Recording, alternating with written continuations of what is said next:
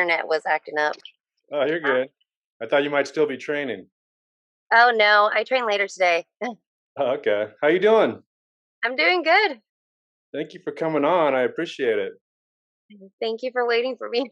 it. No problem. I was actually, while I was waiting, I was looking at Tahiti to see what kind of COVID bullshit I have to go through to get over to Tahiti. So, Oh, that sounds like it's gonna be fun. yeah. So, yeah, you But- just saved me from but- spending a lot of money. oh, there you go.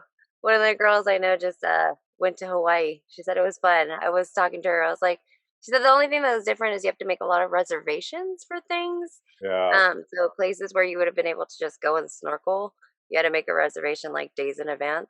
She Yeah. said it was fun. Did she have to have any shots or the COVID card or anything like that to go? I think she had to just have a COVID test. Yeah. Like she had to get tested before she got on the plane, and that was it. But Yeah. I saw that might be like a new thing. But again, that's still U.S. Tahiti is a different country, so a Yeah. little Well, bit we different. we go to Cabo a lot, and the same thing. They just make you take a test, not to go there, but to come back. But if you Oh, go through TJ, because I we live in San Clemente, so I go to yeah. TJ to the border cross thing, and you don't have to get a test to walk past. So Oh, it's a little weird. I'm not a big COVID guy. I already had it. My wife and I already had it. So it's just strange that if you fly through, they make you get a COVID test and it's a real deal. But if you walk through, oh, it's okay. It's not a you're big good. deal. Yeah, You're good. Go ahead. Go. yeah. It shows you what a crazy pandemic we're in, right? Oh, I know. I'm Yeah, like, I'm pretty sure I had it like right before my fight in February that I had last year. But I never. Obviously, it was just coming out, so yeah, I never got tested or anything. And I'm just one that's like, whatever. I'm not sick. I'm fine. So why should I go get tested? Why should I go get vaccination? It was I'm a I go to school for kinesiology, and I want to get into medicine. And just knowing what I know about from biology, I'm like, why would I want to go and be a test subject on the yeah, vaccination, right? Let me wait until they have like a couple more years and see if it's even worth it for a disease that or someone my age and like my health is gonna have like almost like 100%. Like I'm gonna recuperate if I get it. yeah. You have a higher rate of totally healing from it than getting poked by Yeah, something that who knows what's going to happen. You might grow a tail or yeah, something. Yeah, yeah. I'm not yeah, in that small percentage that has that possibility, so I'm yeah. pretty healthy. Yeah, that's what I've always said too, is like as long as you live a healthy lifestyle beforehand, like Yeah. like the flu. If you get the flu when you're overweight and you're not doing things, the flu could put you on your ass or kill you. It's Uh pretty huh. much the same as COVID. If you're unhealthy and you have underlying issues, well, then yeah, it's going to be serious. But so would a cold, so would the flu, so would Uh like, huh. it's so much. We don't have to get into this, but No. so bullshit. It's yeah. We're with you on that one too. So. Yeah. Um, Well, we're on the same page. Yeah, yeah, yeah. So I've had some people on this podcast with some pretty crazy nicknames. I've had Razor Rob on here. I just had somebody with the Phenom name. How did you get your nickname, Sweetheart? Actually, it was Bare Knuckles. So I never had a nickname. And then going into it, they're like, you got to come up with one. And that was the one that they threw at me, and it stuck. Because the person going in is like everybody that goes into Bare Knuckles pretty much has a nickname. It's what they're known as, and it just makes sort of like more of a brand presence, I guess. Because then you're just always known as, hey, the sweetheart. Like, so it's just one of those things, and it's like my personality is sort of when I talk to people and come across. That's how I come across, but not in the ring. Like when I'm in that squared circle in the MMA cage, I'm definitely not a sweetheart, but outside, that's definitely my personality. Yeah. So did they throw a bunch at you and Sweetheart is what stuck, or did they just that was the first Yeah. one? You're like, oh, that's a good one. The other ones, I'm just like, that's not really me. It's not really. And then it sort of just goes with my last name. So I was like, that works. Yeah. I was like, it's okay. And Is then it? it's just easier to write. Like I have my gloves. I bought some haymakers and I had them put it on my haymaker gloves. So I was like, it looks nice. Yeah. There's definitely worse names out there you could be called. So yeah, Oh Sweetheart's yeah. good. Yeah. I was at first I was like, I don't know, because I'm like, I don't know. That's sort of like one of those things where I don't want some weirdo being like, "Hey, sweetheart," like. But Yeah. And then you I just was like, I don't know. bam. You're just like, I'll show you, sweetheart, and knock them out. Exactly. That's what I turn into my cage presence. Yeah, there you go. Your alter ego. That's why I like on my back, my logo. I have the surfer, and Yeah. I don't know if you can see it, but there's a surfer Oh down yeah, there. got the Yeah, well, hands up. here it is, the surfer here. Those Oh are my cool. the ones that keep me, the yin and yang. The fighting is what I Yes. love to do, and then the surfing is like my chill, relaxed out in the water, just my kind of my zen thing going. Yes, So definitely. yeah. So you train, I think, in Rancho Cucamonga, or where is that? So yes, well, I haven't been doing my jujitsu because of bare knuckles, but I train jujitsu at Gracie Baja.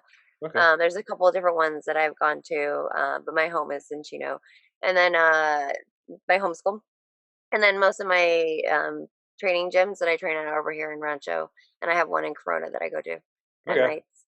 I grew up in Cool. Laverne, so I don't know if Oh, okay. yeah, not a lot of people from Laverne don't know Laverne, so I always say San Dimas because of Bill and Ted's Yes. Excellent Adventure. So I'm Well, it's like 46. super tiny right there. It's Yeah, like I'm in the middle. 46. So the original one came out when I was a kid. So it was always like, "Where's Laverne? Where's Laverne?" I'm like, "Well, next to San Dimas." Oh, Bill and Ted. I'm like, "Yeah, Bill and Ted's Excellent Adventure." Oh yeah, that's right. So yeah, I'm familiar with the area out there. And we now live in San Clemente.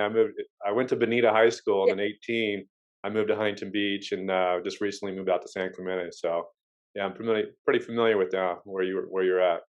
Oh yeah, I was looking at Laverne before when I think they just got rid of the athletic training program a year or two ago. So I was looking at that for college, but um, not going to go there obviously because they don't have it anymore. Now Yeah. that athletic training, you have to get a master's, so a lot of places aren't doing it anymore.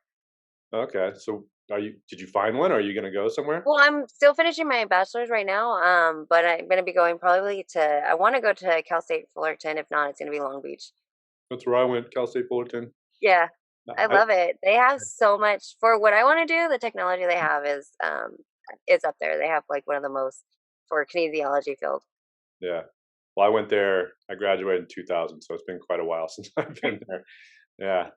So I you was still in high school, but it's okay. I'm like I'm thank still you. older.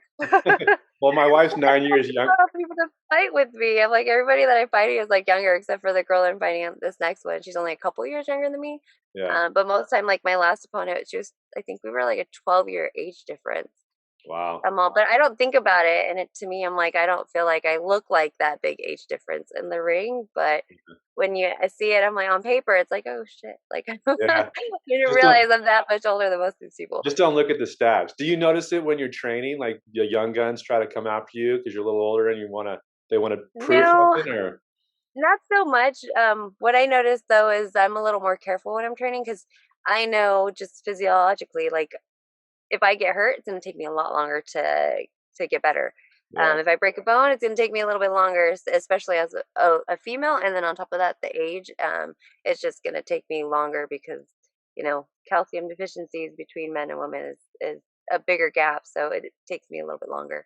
So I yeah, think I feel like I train a little bit more in the aspect of making sure that I'm a little bit safer than most of the young ones because I see the young ones take some risks that I wouldn't necessarily take sometimes, yeah, which is cool. And then at the same time, I'm like, I'd rather use that in the ring, or in my case, it's a squared circle. So I'd rather use that in that platform than go all out in training like they do. yeah. I was out in Cabo a couple months ago, and I was rolling, and we start on the ground, which is fine with me. But then we ended up getting up and scrambling, and my ankle popped. I'm like, damn it, this is why I don't scramble. I'm a slow, controlled guy, and the young guy was going after me, and it's just pride, it's ego. I didn't, as soon as I stood up, I should have said, hey, let's get back down. But Yeah. I got up and my ankle popped, and I was it was terrible. So yeah, I I'm rolled an ankle. 46, so I definitely got to take it easier. And it's with like I don't heal. I go to get my knee scoped out tomorrow, so I'm falling apart Oh, piece by yeah. piece here. That was the one thing since I started. So I did jujitsu first, and then I started training. I think I was like 25 or 26 when I started training jujitsu. Mm, So I didn't start doing MMA till I think I was closer to 30. So for me, I feel like I've been lucky because the injuries aren't there. Because I think if I had started a lot younger, it would have definitely been there. Because I always wanted to do wrestling when I was younger. I did play a lot of basketball. I played volleyball in like middle school. Didn't really do anything in high school.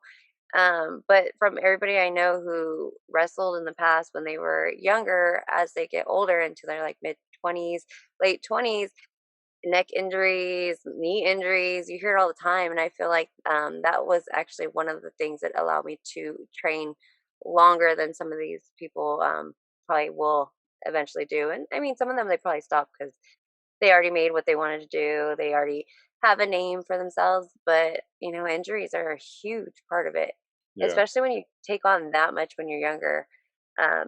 So luckily, I haven't had any knee injuries, but I had an ankle. I rolled my ankle, and it was pre fighting combate, and it's like because we were talking to them about fighting for them, and then I had broke my arm, and then later I had um rolled my ankle, and those took forever. And I'd rather have a broken bone than a sprain. Yeah. Sprains I think are just worse. Because you think you're healed, and then one little movement, you're like, "Oh, damn, Uh-huh. it's all back again." Yeah. Because I It feels surf a like it lot. takes so much longer. Yeah, I surf a lot, and I thought it was healed, and then when I went on the board, like, the pivoting of that, I'm Uh-huh. like, "Ooh, it's not healed at all." Like, it's jacked up, so, Oh yeah. yeah. So when you started training jiu-jitsu when you're 25, 26, and you took your first fight when you were 30ish? Mhm. Wow, that's Yeah. pretty short little window there.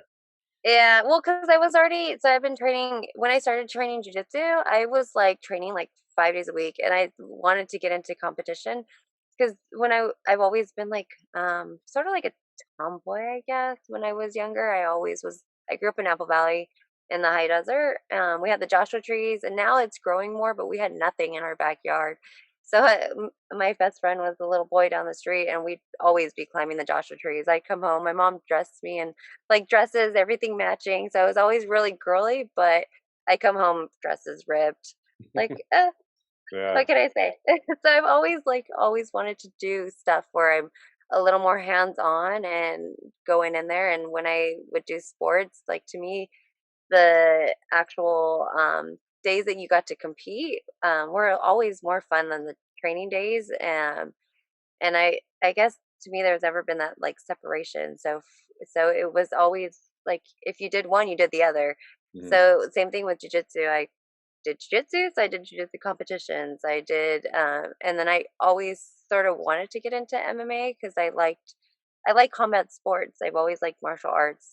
Growing up, I didn't watch a lot, but you saw people like Bruce Lee, Chuck Norris, all these other people on TV. And the big ones that I always, even though my parents weren't really into it, I had family that was into sports. I would see people like Gina Carano. And mhm, then they had, I don't know, I forget the name of the reality TV, but she was on like a reality show a couple times where her master, I don't know what they call the crew, was doing like some kind of competition to get these girls into Muay Thai, mhm, and I think I just gravitated toward that, and that was, like, when I was, like, 18, and yeah, so I was like, "I wanna do that."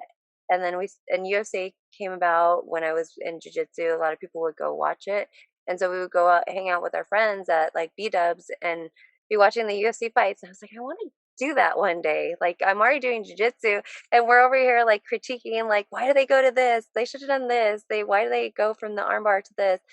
And so I just knew like I need to go find a place and do it. And I wanted to wait until because I knew some people that had done back then there were fights. It yeah, wasn't so much it was amateurs, it was more smoker fights.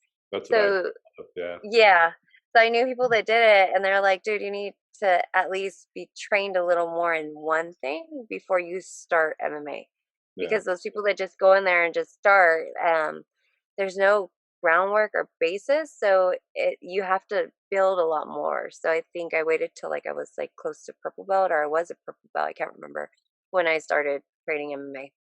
and And I was like, how hard was that transition from going I mean, so you went from jiu-jitsu into Muay Thai or just basically just boxing, Muay Thai, threw it all in there at once? sorta everything at once. So went to Millennia for my MMA training, and over there, they had like the boxing classes. They have Muay Thai, but their Muay Thai, when I first started, they always try to gear it more towards MMA. So everything was sort of geared more towards what you would use in the cage. Mhm. They did teach you some things outside of it, but it wasn't like traditional Muay Thai. So it was a little bit of everything. I just always, and then wrestling, a lot of wrestling because we knew since I want to be on the ground, like take it to the ground, you got to practice that wrestling. Yeah, I've just never been huge on wanting to kick because I like taking advantage of those kicks to get people to the ground, yeah, and I just knew that was there. So uh, boxing was more my thing. I liked the stand up, and I think that's why the transition into bare knuckles was easier for me. It's because I enjoy the stand up part. I yeah, hate kicking.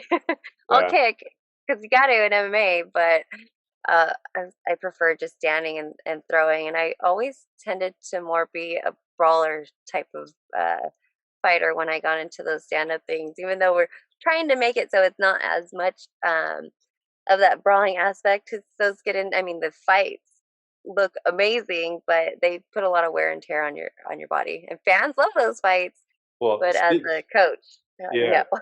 But speaking of that, so your first fight was with Taylor Jenkins, right? Yeah, well, her last name now is Starling, but yes, Yeah.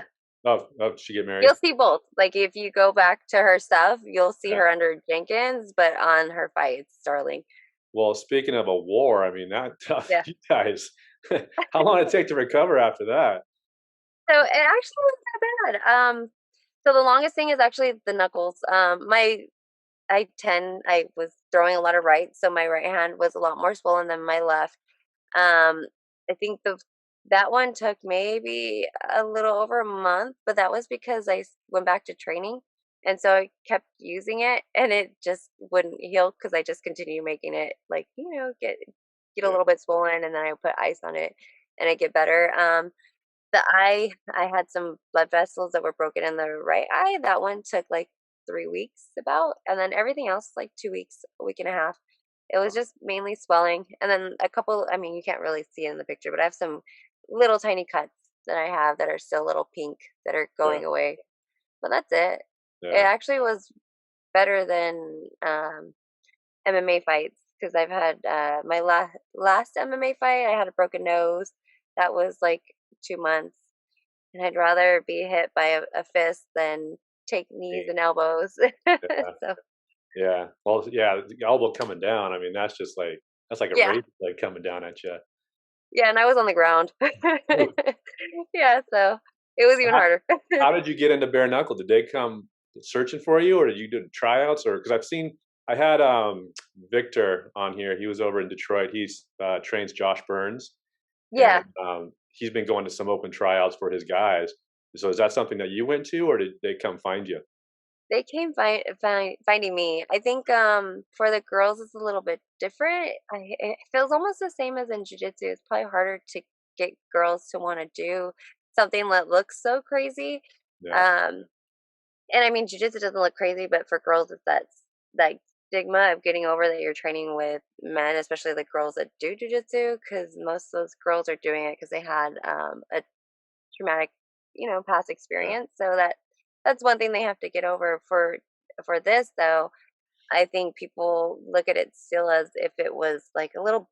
I always hear barbaric, and I'm like, it really isn't that bad. And I think as I talk to more and more people, and as people see more and more girls do it, they want to do it. And I actually seen they've had like the last two. They think there's been like one girl at each of those. Hmm. Um, but they actually somebody reached out to me that was finding people for them and sort of I guess they were like a management company, but he wasn't asking me to be my manager. He wanted to get me in because were just trying. I guess they're just trying to reach out to more girls and get that out there. So when he said it to me, I like took a couple weeks. I talked to my coach and I was like, I don't know, because it's still new and I didn't know what was gonna happen if it was gonna get bigger, if it was something that would be the right step and it actually happened during COVID. So we had the quarantine going on. I had nothing else.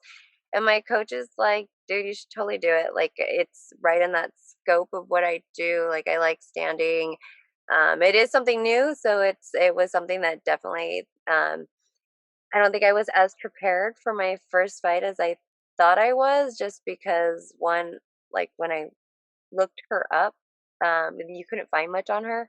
And Mhm. then what they were giving me that you could find was stuff that totally was like years old, like that wasn't the same. And then watching, I think I watched like the Beck Rawling fight with Britain Hart, and I watched a couple other ones, and they weren't as crazy as my fight was. So I was like, "Oh, this isn't gonna be that bad." Like it's just stand up. It looks like people are a little sheepish. Well, I know what type of person I am.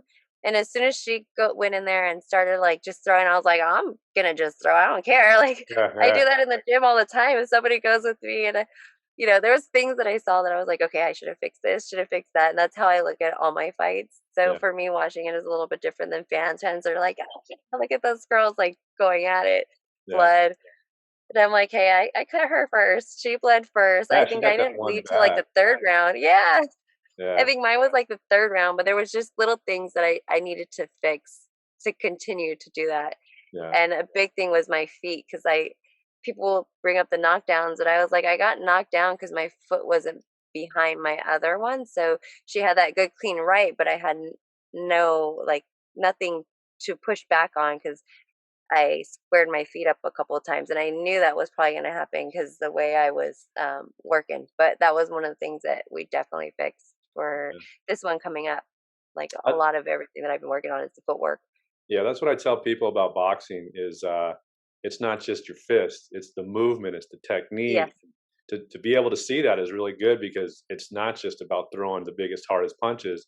It's about Uh-uh. footwork. And I had to learn that too because I'd always crisscross my feet and I'd get them real Yeah. close. And my guy's like, "You serve, why are your feet so close?" I'm like, "I don't know." And yeah, it's just once you get, I mean, that's what I think separates the really good boxers from not so good is the footwork and the movement.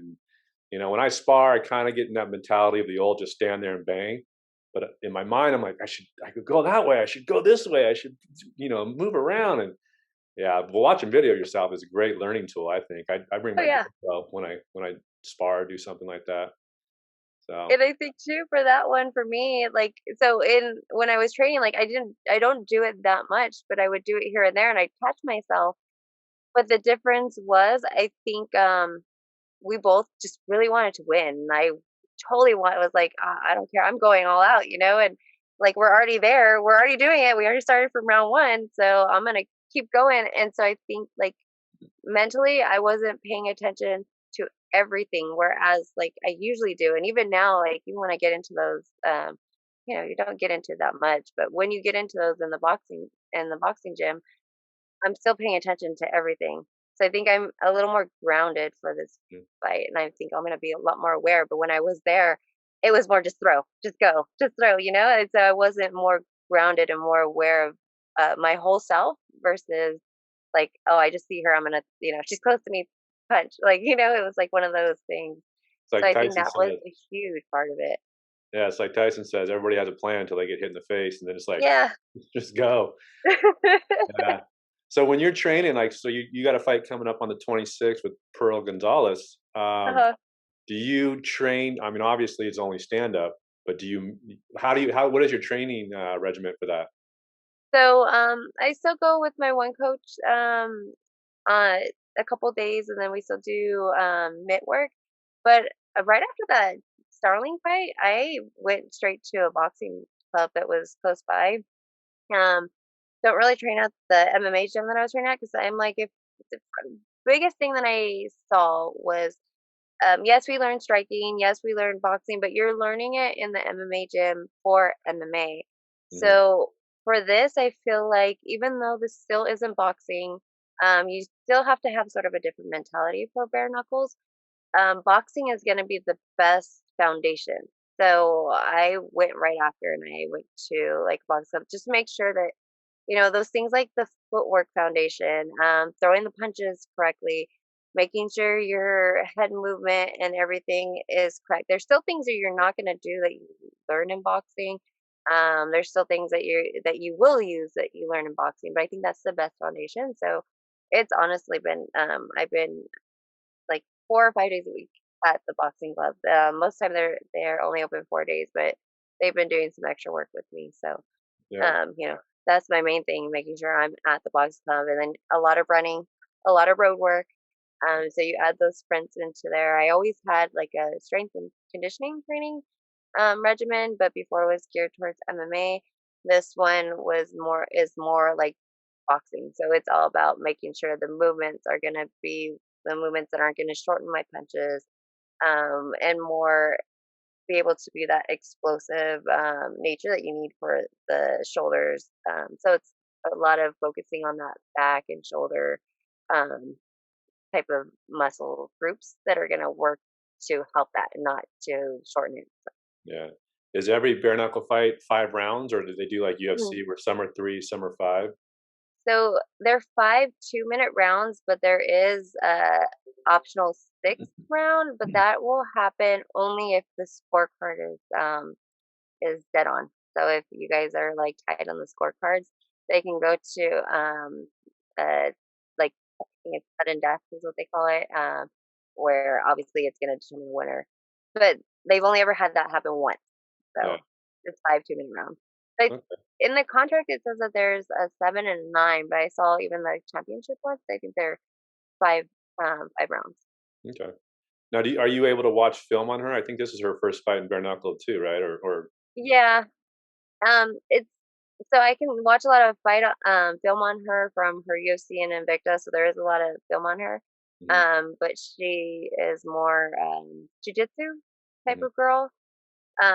I was a jujitsu girl, but for me, I think when I started doing MMA, that was one of the things that made it easier for me in bare knuckle. Is I didn't want that stigma because I would see it all the time. Even though it probably hurt a little bit in MMA, because I was like, I don't want to be stuck and known as, oh, she's that jujitsu girl. Oh, but I wanted to be known as like that well-rounded fighter that could stand if I needed to stand, if I needed to take ground, take it to the ground. Um, then obviously coaches wanted me to be on the ground a little bit more, but I was in my head, I'm really stubborn. Like I wanted not be known as, a Damian Maya, which I mean, it's awesome he's where he is, but just me personally, I want to be known as a fighter and not just like, oh, that's that girl. Like, even Mackenzie Dern's starting to show more. She can do a little bit of everything, but I didn't want to be stuck as that. yeah. So now, when you have a contract with bare knuckle, if like the UFC came calling, could you jump over there and do a UFC fight, or are you strictly with bare knuckle right now for a couple fights? So it's just getting permission from them. I'm on a 3 fight deal with them, so we've talked to them about some other things. Because I know we were talking about maybe doing like a jiu-jitsu match with them, and they said as long as they give permission, that's all. It just can't be within 90 days of either a scheduled or after a fight. Yeah. So as long as it's something like that, because I've seen somebody that Shoemaker fought in his first fight. I forget the name. He went straight to the UFC right after, and I think he had one. Because Feldman and them have always said they're not going to hold the fighters back because it's he. I mean, he talked about the pension plan. I'm still waiting to hear a little bit more of the details for the pension plan, but I think they genuinely care because they've been in our shoes a little bit more about their fighters, and they want to see us grow because it only helps their business as much as it helps us. Yeah. Because if we go on to the UFC and we make a name for ourselves, they're gonna be like, "Oh, well, she came from bare knuckle," you know. Yeah. So it's like one of those things. It helps. So I think they see that I think as long as Dana's the only one who doesn't let his fighters go anywhere, but I think Bellator is open to, putting their guys out there, and, ONE King of the FC, Cage was like that. King of There's the a couple people that yeah, there's a couple people that I heard that I've known that have had issues because they've had a contract with King of the Cage, yeah. Did you used and to the fight better in people. some Yeah, we had our fight camp, we would fight over at Saboba a lot when they used to be Yeah, in the high desert. Did you ever go to the Saboba fights? yeah. We did. Was it Gladiator? Because we did Uh, Gladiator. there were so many different names. This is a Yeah. long time ago too, so I forget the names, but, Yeah. Would um they? Because I know they used to have it they have an event center in Sabova, but they also have it's like a farther onto the Indian reservation, they have like a little actual like, I don't know, they use it for their PE and stuff for the kids, but it's like a little event center in there too, but it's smaller, and that's where we would do the gladiators.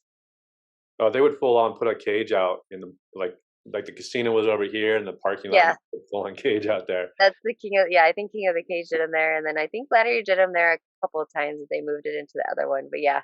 I Yeah. haven't been to one of those, I've only been in the other actual closed off building that they had. Oh, yeah, it was like the wild, wild west out there. I mean, the Yeah. fans were fighting. It was. I've met my wife when we first when I started bringing her, and I'm like, I don't know if you should go to these anymore. These are kind of getting wild.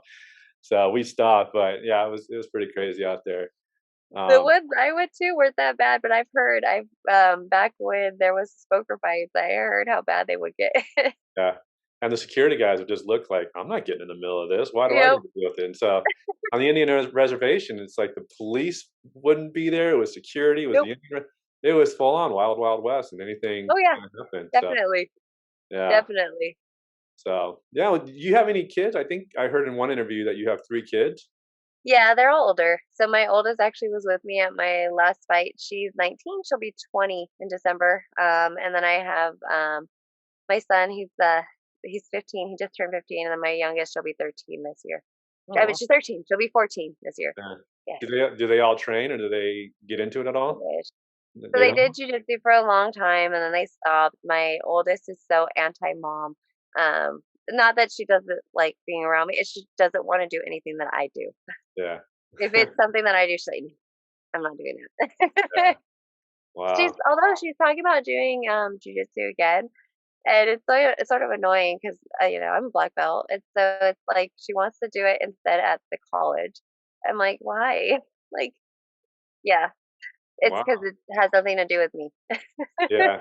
I'm on that fine line. I have an 8-year-old boy, and we do jujitsu, but now he's really into surfing, and so he misses. I'm like, "Hey, we gotta go to jujitsu." He's like, "Nah." I'm on the fine line of, do I push him into it? I don't want him to hate it, but so I That asked him, would I be said, "Do you still wanna do it?" And he says, "Well, you can just teach me, right? So I don't have to go get out of the water." And I'm like, "Well, yeah, but that kinda defeats the you gotta roll with other 8-year-olds." I mean, yep. so I don't know. I'm on that My fine line of how much do I push them into it because I love it, and I think it's huge for kids to, be able to protect themselves. yes. But, I also don't want them to be like, "Oh, I have to go to jujitsu," and just totally hate doing it.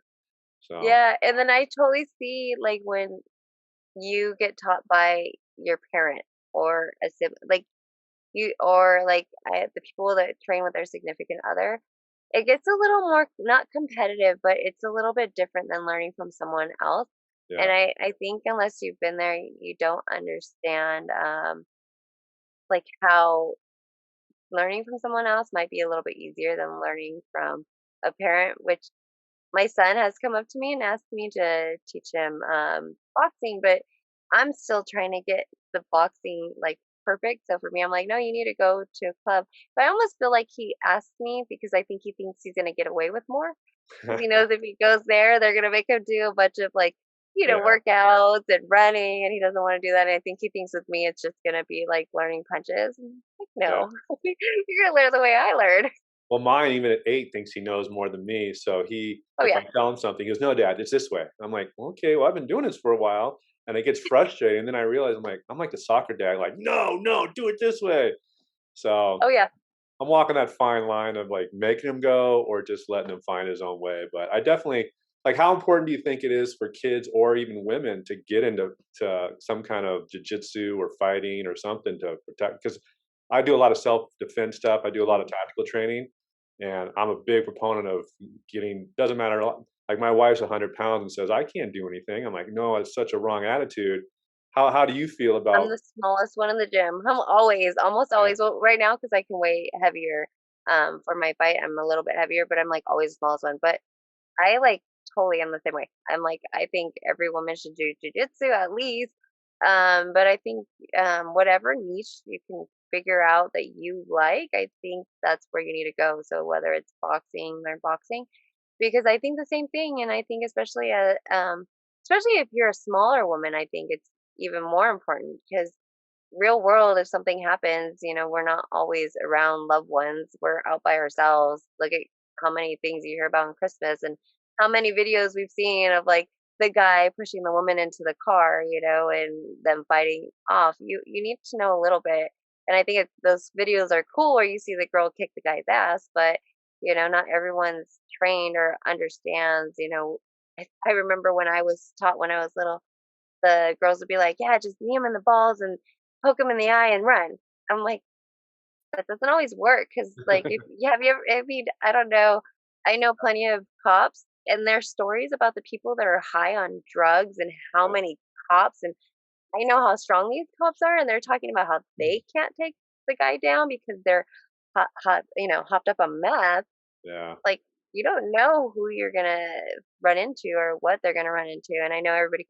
The other thing that you hear is like, well, if they have a knife or if they have a gun, I'm like, okay, but at least like that's not always gonna happen. Usually, most things that are gonna happen is somebody just coming behind you and taking advantage of the moment doesn't mean they have something on them.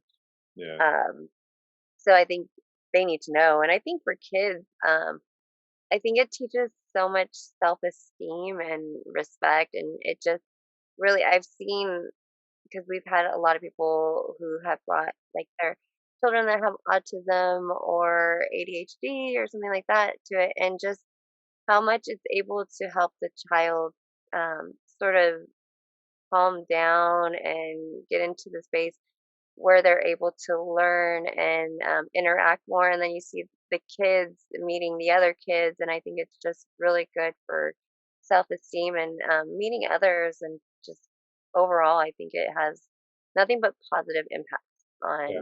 on people. So I I think agree. it's really important. Yeah, I think it builds confidence because what I tell my son is, if you see somebody getting bullied, you have some Yep. skills in your arsenal and you're getting some good size on you. You protect those people. It's just I don't ever want to have him feel like he can't do anything, even if he's getting picked on or if something's happening. The worst feeling is not being able just, oh shit, what do I do? And not Yeah. having the tools to do anything. So That's why I did it. I never wanted to be vulnerable. And my daughter actually had like when she was in elementary school, and at that time she was training jujitsu because she started when she was 5 or 6. Um, we had her training. My son started at 3. So there was a little girl that was bullying her in elementary, and would always pick on her. And we're like, okay, Mija, like we don't want you to like get into a fight, but you know how to take people down because she was training. She got up to back then it was before they added the gray belt, so she was a yellow belt.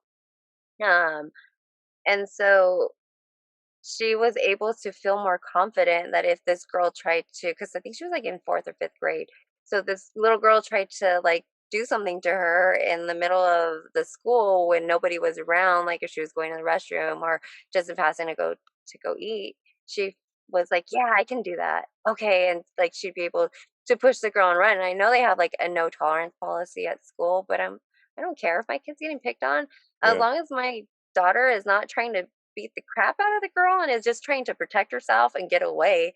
That yeah, I don't give a crap what you want to do to my kid. I think she did the right thing. yeah.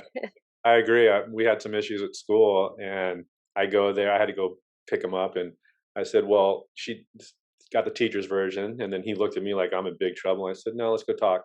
And so he told Yeah, me a story, and I was like, "Well, okay, I know the kids that he was messing around with, and I know how rough they are." And the same yeah, thing, the school has zero tolerance, but if one kid comes up and they're playing, pushes you, yeah, and you push him back. I mean, the schools nowadays are so PC that if you breathe hard on yes, somebody, they're gonna think it's a fight, and it's like, yeah. yep. So yeah, But I like, just as long as you're protecting yourself, I'm not gonna get mad at you. yeah, Why would I get mad at you? Good job. That's what I teach exactly. my girls. I Yeah, teach both my girls. I don't care if somebody's trying to hurt you. I don't care if you have to freaking bite them, scratch their eyes. I don't care what you need to do to get away. Do it, even if it's your sister or brother. As long as you guys aren't doing it on purpose to hurt each other. But if somebody's trying to hurt you, I don't care. yeah, I don't want my girls to ever feel like they can't do something because they're afraid they're gonna get in trouble. But if you're getting hurt, like do it. yeah. I got in Huntington when I used to live there. I was doing a lot of Krav Maga, and I was always Yeah, the one asking the questions because in Krav, it's always attack your attacker. Once that attacker drew that line in the sand that I'm going to hurt you, then you can yeah, do whatever you want. And so I was the one always raising my hand, going, "Well, if I stomp on him," they're like, "Well, Josh, you're going to be trained, so you can't exactly like once he's down, you can't curve stomp him." I'm like, "Okay." So I'm trying to get the fine line of where I'm There's gonna like get no American History X moments here, okay, sir? exactly. Oh, I just heard that guy's teeth on the I hate on the curb. I hate that noise. But yeah, I'm always the one asking like, where, how much trouble would I get into if this happened or that happened? They're like, hey, Yeah, because I don't want to ever be in a scenario where I'm not know what to do, or because nowadays, especially yeah, in California, the criminals have a lot of laws and a lot of support behind them, and it's yeah. just It's crazy sad. nowadays. So yeah. Yeah, it's sad. They have to, I think, be in your house in order to like do anything to them. I'm like, it's really sad. Well, so I asked my crop guy. I said, "Well, okay, well, when I shoot him and he lives," and they're like, "Well, that's the first part." He goes, "Now you have two stories. If you kill him, you only have one story." And none of my crop So let instructors, me I get this didn't. straight. Yeah, so I'm always the one trying to find, trying to find the fine line of where I don't get in trouble. But yeah, it's attack your attacker is what I tell Kingston, my son Kingston. I said, "Hey, if Yeah. someone's attacking you, don't run. They could trip you and beat you up anyway. So face it, run into them, charge them, and do damage." So And believe me, them coming at your back is worse. yeah, We all know, exactly. like even in MMA, like you don't want someone on your back. Yeah. You'd rather have them sitting on top of you than behind you. I'm total soccer dad when we're at jujitsu and he gives his back up. Don't give up your back. Yeah, Don't do that. So totally. yeah. Well, so being a fighter, who did you look up to? I know you mentioned Gina Carano. Who else did you look up to? I know you said you got into fighting a little later, but who were the ones that you looked up to and said, "Wow, that's really inspiring. That's something I want to really strive to be." So when I watched UFC, the person that I actually loved watching was and I mean now he's a little bit different, but Roger Huerta was a big one. GSP was another one. You had the Gina Carano, Chris Cyborg. I love watching her. I know she has a little bit of history there with the heads, but it is what it is. But you can't take away the accomplishments that they've had. And then of course you have like boxers like Muhammad Ali and then Tyson out there. I always I loved how many different um, aspects there were, and that's sort of why I love boxing and jujitsu. Is there's so many different ways that you can train, and in jujitsu it's like it's always evolving, so you're always learning new stuff. Mhm. But I always liked watching a little bit of different people. And then they also, another one that I used to love watching whenever she fought was um, Tiffany. I think her last name is Sos. I can never say her last name right, but Time Bomb. She's a Muay Thai fighter. She was fighting for Glory, I believe, Glory Yeah, Kickboxing. Yeah, she was another one I used to like to watch. yeah. Well, there's still a chance you might be able to fight Cyborg, right? Are you in the She's same a little weight big class? though. I'm 120. I'm in the 125. She's a 145er, Yeah, she can come and then down, it's right? hard for her to get down to 145. So it was like we could like get in there somewhere in between. Yeah, no, I'm actually my actual weight is usually straw weight. So the flyweight, which is what I'm fighting right now, is 10 pounds heavier. I don't walk around much heavier than that. So that's the one good thing about this is it's adding a lot of muscle. So you get to do a lot more weights than I did when I was doing 115. Yeah. But I actually feel so good in the actual ring at the 125 weight because you're not having to worry about cutting and then regaining. Mhm. So I feel a little more balanced, and I think even for my cardio, it feels like way better. Yeah. Um, so if I fought anybody, it'd be more. Oh my god, why can't I remember her name?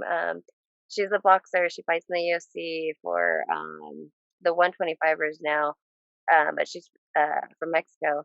But she just fought a couple UFCs ago, and that's another one that I like to watch. But her name is escaping me right now. But she has really good striking. I think I know who you're talking. She she beat Brown hair Rose, girl. right? She beat Is Rose, and it then Rose Rose? came back and beat her. No, no, this was someone different. Because her last fight was at 125.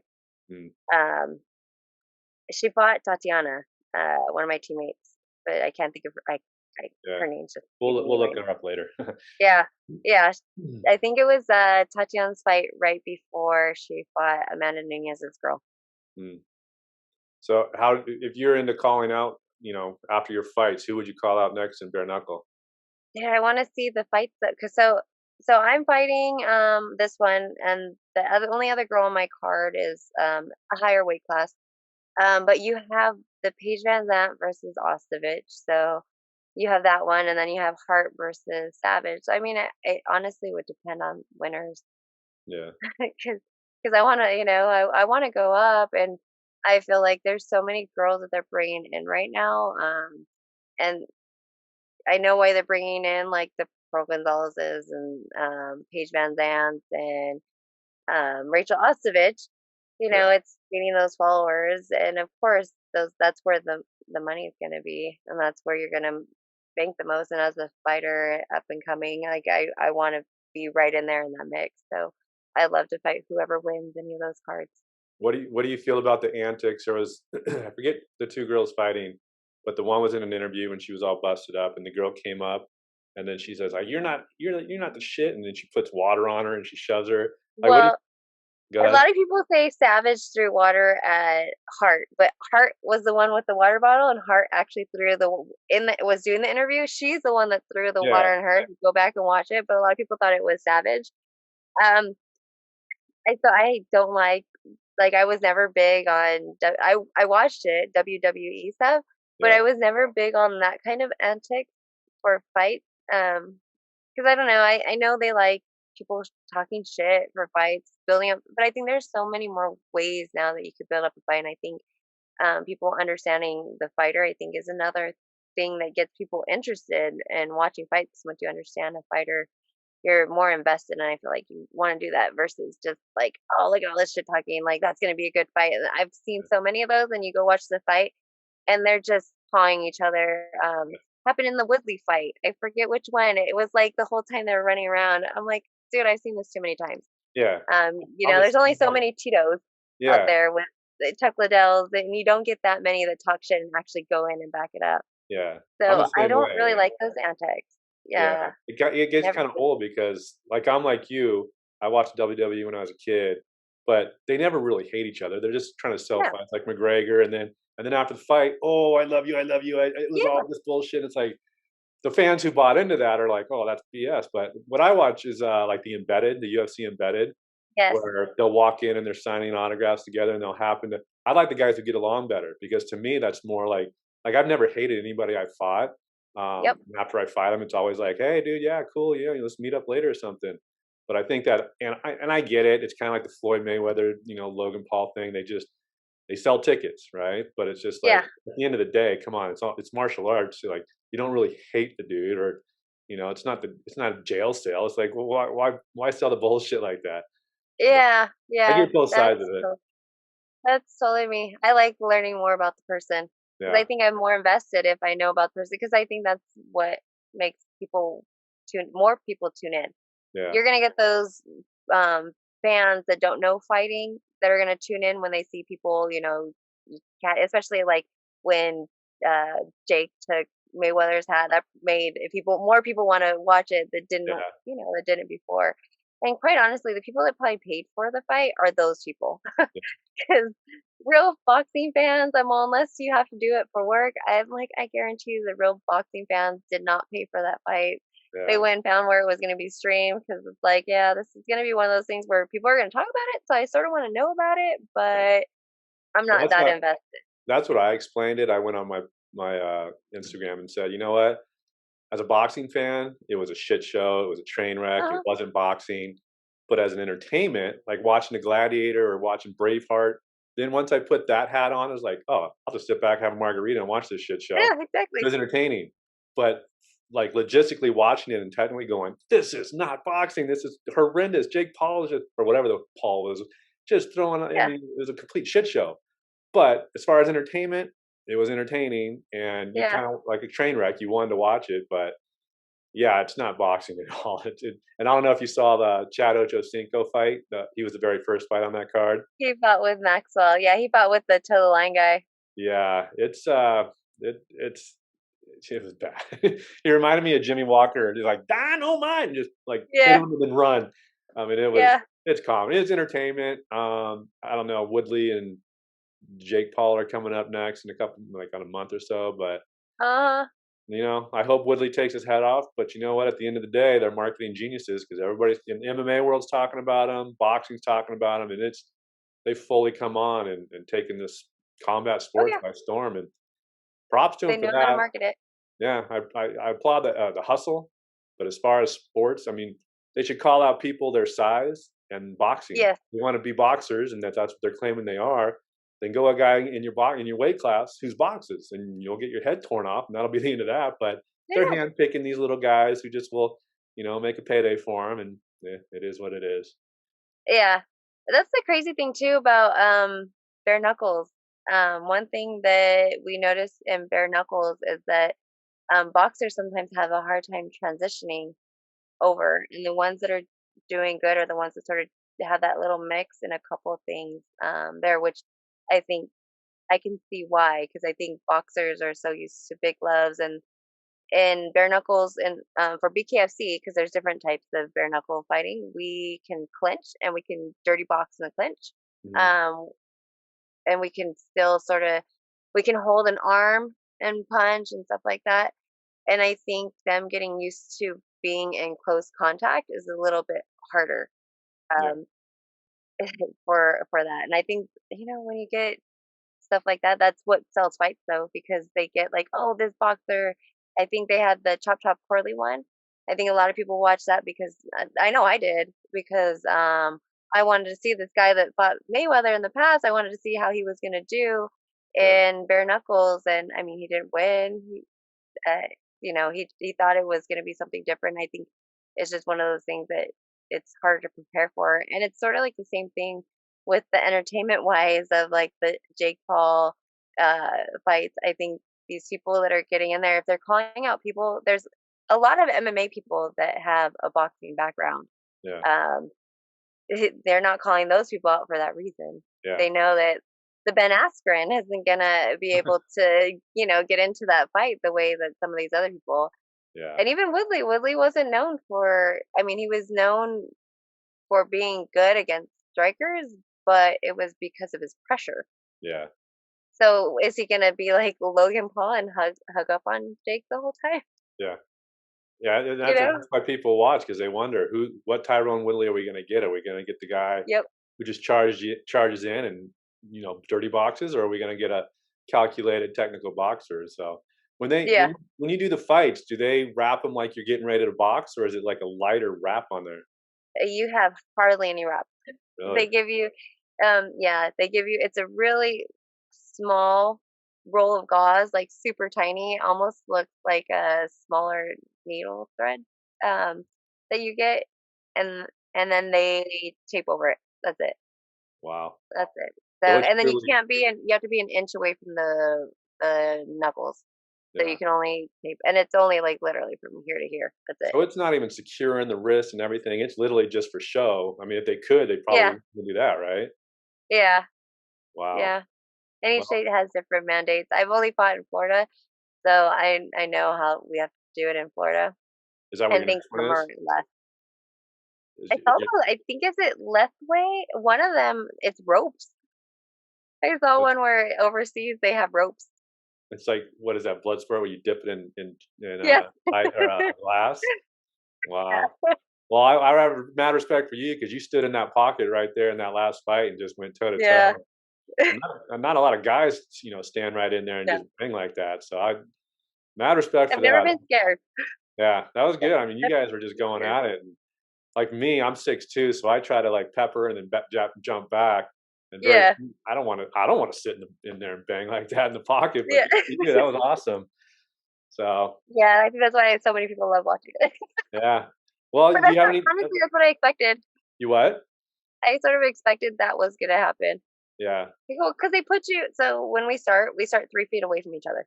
So Yeah. you're literally starting in front. And I'm like, in my head, I'm like, it's gonna be go from the minute we go, Yeah, and I wasn't moving. the ones I've watched, very few take those toes and back up. They usually just go Uh charge like Ryan huh. will just go right in there and start banging. Uh huh. So yeah, Yeah, Uli Diaz is on this one. He had like the 3 second knockout. He just ran in. It was less than 3 seconds when they actually did the timer, but yeah. yeah. Wow. So yours on the 26th, right? And was Yes. that in Florida? It's gonna be in Florida. It's gonna be at the Hard Rock Hotel. Um, so it's gonna be pretty cool. I'm just getting all my stuff sent over to me this week of exactly where we're staying and everything. So Do you, I'm getting excited. there's no more This week, the quarantine, rest of right? this week and next week are the last hard weeks of training, and then after that, it's just mentally meditating and getting prepared and just doing a couple of light runs and being ready for that fight. Well, nice. Well, good luck to you. And how do people find it? Is it a pay-per-view event, or how do they get it? Oh, sorry, you broke up for just a second. How do people watch it? Is it a pay-per-view event, or I have the app on mine, but how do So, people? so on the app, they're gonna have it on the app. I can't remember if this one's pay per view. I don't know. I think it might be pay per view too, but it's on the app, the BKFC TV app. And if you go to bkfc.com, it tells you all the ways you can watch it. And then this one actually has tickets available for anybody that's in Florida. Okay. Well, perfect. I'll put that in the link too in the description, and we'll get some eyeballs on it because if you haven't seen bare knuckle fighting, it is awesome to watch. I love it. So, well, I appreciate your time today, and you got to go train later today. Is that what you're doing? Yes, Yeah. yes. All Today's a right. long day of training. Come on, from 11 on, I'm just training. All right. Well, go get them. I really appreciate your time, and thank you very much. I enjoyed talking to you, and good luck in your fight. Thank you. Thank you so much. All right. Talk to you soon. Bye. Talk to you later. Bye.